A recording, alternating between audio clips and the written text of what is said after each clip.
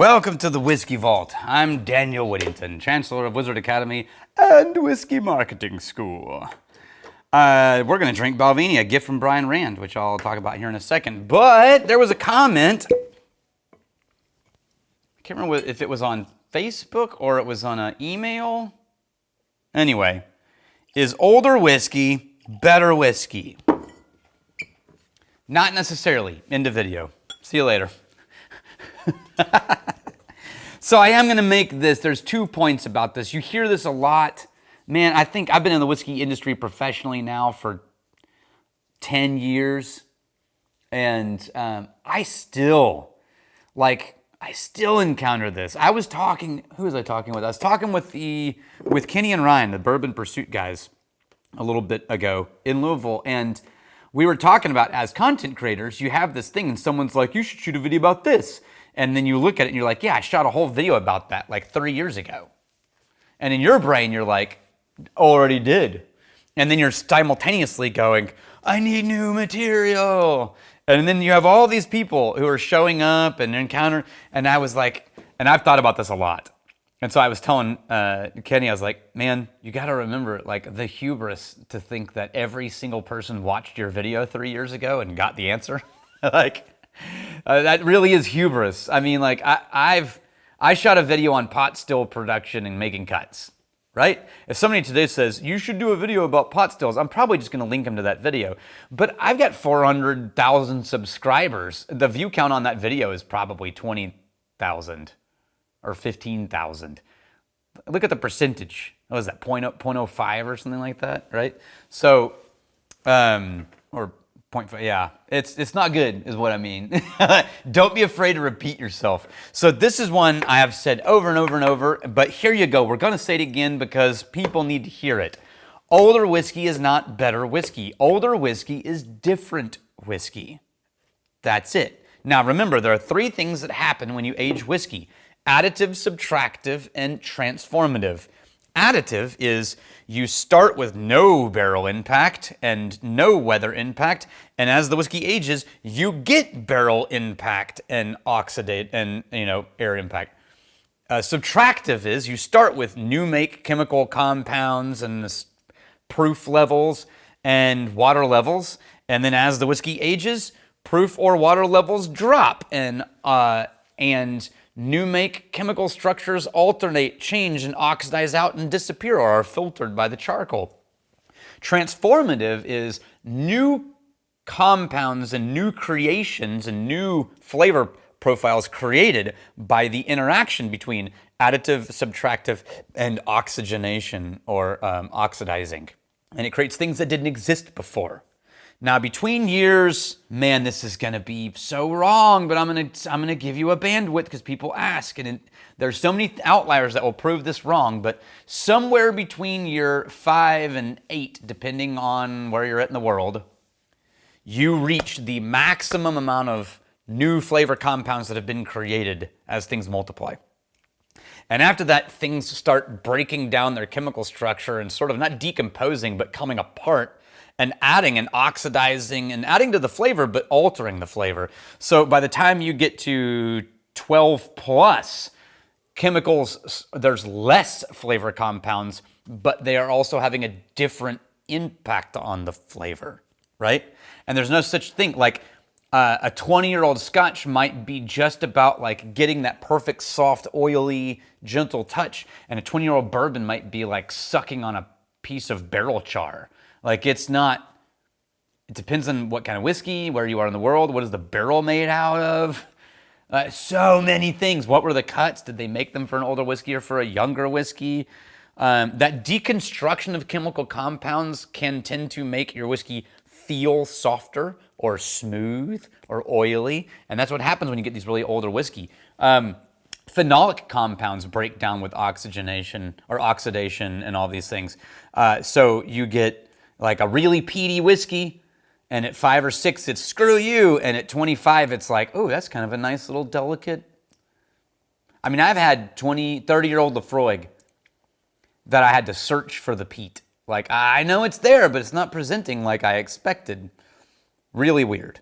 Okay, we're drinking Balvenie, and this is a really super nerdy conversation we're going to have. This is a gift from Brian Rand, who brought us TUN 1509. Now, there's a history to this line I'm going to explain to you.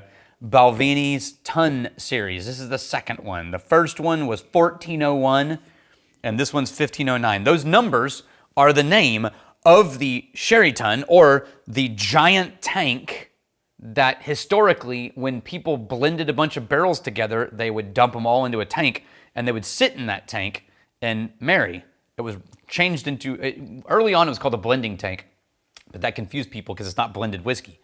So they changed it to a marrying tank where you let these barrels merge and marry together, and often they are really large sherry tuns, TUN, which was what sherry industry used to use to dump a bunch of sherry things together.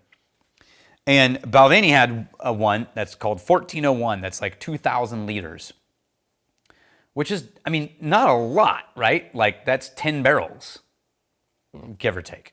Less, actually, in the Scotch industry, probably bigger barrels. In bourbon, a 225-liter barrel, right? So 9 barrels, that's all you could fit in there. That's a real small release. And in the early days when they first started releasing these, I think it was 2010. It was right before we started whiskey school, right before I got to Wizard Academy. So 10, 13-ish, somewhere in there.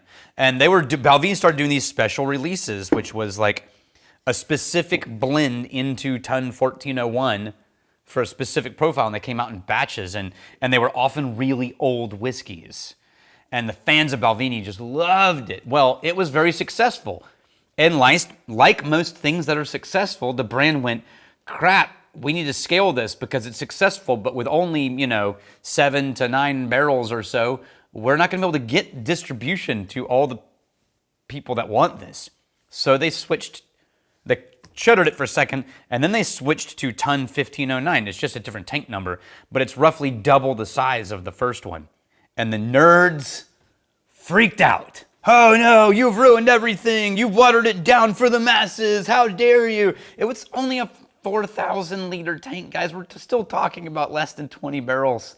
It's still a small release for a brand, and it's still the same blender that was blending it before. It's just, I got so low. I got zero to no patience for this kind of rage at a brand you love doing something different. It's infuriating. It's like when people freaked out that Radiohead released Kid A. I don't know if people realize this now and remember this, but when Kid A came out for Radiohead, there was a huge chunk of the population that just flipped their shit and hated it. It was unlike anything they had ever released. Today, by me included, it is considered one of the best things Radiohead has ever released in the history of their profiles. U2 did Octune Baby, pissed off 3/4. Bob Dylan got an electric guitar, got booed at folk festivals for years. Guys, trust the artists. Just let the artists be artists. Soapbox over. Anyway, so this is batch 6, I think. Yeah, it said it somewhere. Where did I see it?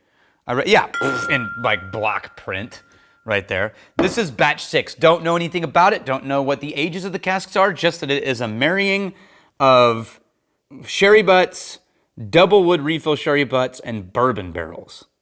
So, I mean, that's a classic Balvenie note. And the nose is great, and the proof is a little higher at 50.4%. Oh, man, this is everything you love about Balvenie turned up slightly. Licorice and plum and fig, and it's citrusy. Okay, here's the thing. I might be breaking the illusion right now, but I batch shoot things, and I'm going to pull a whiskey that you're not going to know about technically for another like 2 weeks because this is not, and that one's a Christmas episode, and this one's before that, but it smells so much like it that I really have to do this. The Clonakilty. Oh my gosh. It is like a 60% overlap of a special edition Clonakilty that Irene Tan gave us called Christmas Cake. Because I just realized all my tasting notes are rubbing up against Clonakilty's Christmas cake. It's not that. It's softer. Everything's turned down a little. It's not as so big and dramatic. But its directionality is very similar. It's just everything's more gentle and a little bit softer touch, a little more delicate. Oh my gosh, guys. Yeah, it's like a turned up version. Like if I had in about 2 weeks, you're gonna see me drink Clonakilty. I did it before this one. I should have done them in the other way because this Balvenie is pure Christmas in a glass. Zesty pepper, citrus, tangerine, apricot, dark fig, slight bitter chocolate. Damn, that's good. Balvenie, well played. Okay, there's a small part of this whiskey aging thing that I'm going to tell you about, and I am not aiming at anyone in particular, but it's a conversation that I had with Jared Hempstead and Jake Clements while driving in the truck from Waco to Dallas to go to a cigar manufacturing place, and it's stuck in my head so strong. Sometimes a barrel doesn't get old because the distillery is patient. Sometimes a barrel gets old because every time they go to use it, it's not right.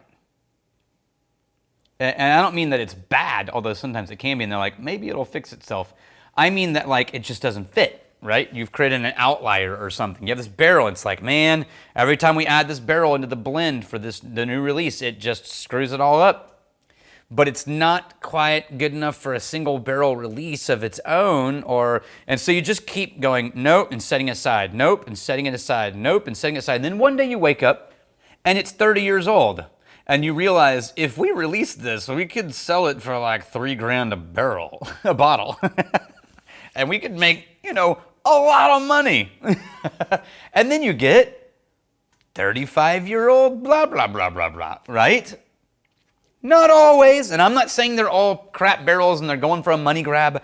I'm just saying sometimes also something gets old because it just over and over doesn't fit, which is a weird reality of blending and distilleries, but it is a truth. And it's another reason why older doesn't equal better. If it was up to me, I would say in bourbon, my preferred sweet spot is between 6 and 12. That's just where I tend to find the things I like the most. In Scotch, my preferred sweet spot tends to be between 10 and 15. Over 15, I tend to get a little bored. It just gets soft and a little too, not always, there's outliers. And under 10, it's a little bit like, oh, this is good and brash, but I want some additional complexities. Everyone has preferences, and your preference is the only guide for you. Cheers to you, and I'm really glad you're here. If you want to know the proper age for whiskey channels, it's probably, how old are we? I think we're like 8 years old. It's probably 8 years old. I'm just saying. Unless you're watching this video in the future, and then it's however old it is then. Like and subscribe.